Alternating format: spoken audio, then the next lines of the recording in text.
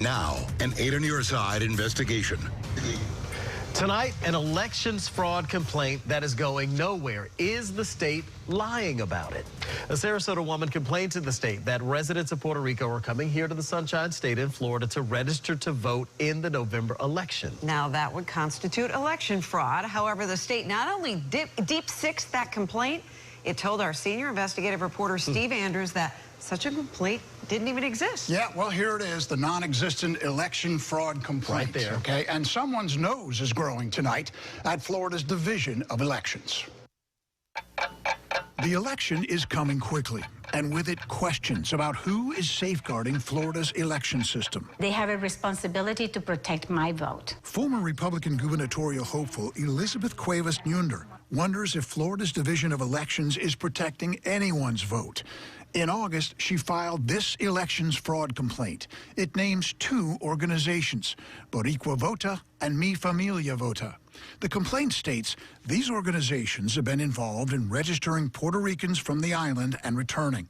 During elections, returning them back to Florida to vote, concentrating on the I-4 corridor. On Wednesday, Jorge Rivera of Riverview told 8 on Your Side relatives of his from Puerto Rico plan to come to Florida to vote. I said, well, that is fraud.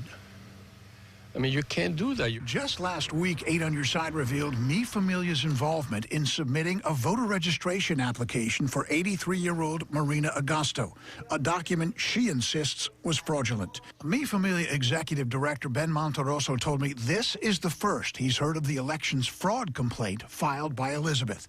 He added, "We're not involved in any of that. We work with people who are eligible to vote."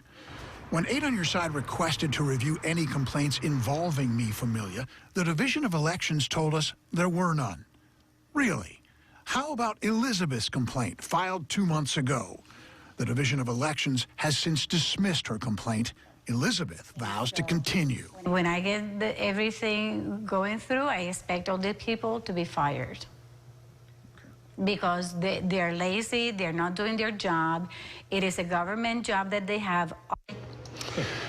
Elizabeth informed the governor's office it either meets with her and her group or she threatens to bring litigation against the state. Boricua Vota has not yet responded to my call. So why did the Division of Elections, Steve, dismiss her complaint? Well, a letter that she received stated it needed evidence. Now, the Division of Elections told me when it determines a complaint is legally sufficient, it refers them to the appropriate state attorney or statewide prosecutor. So I did some checking.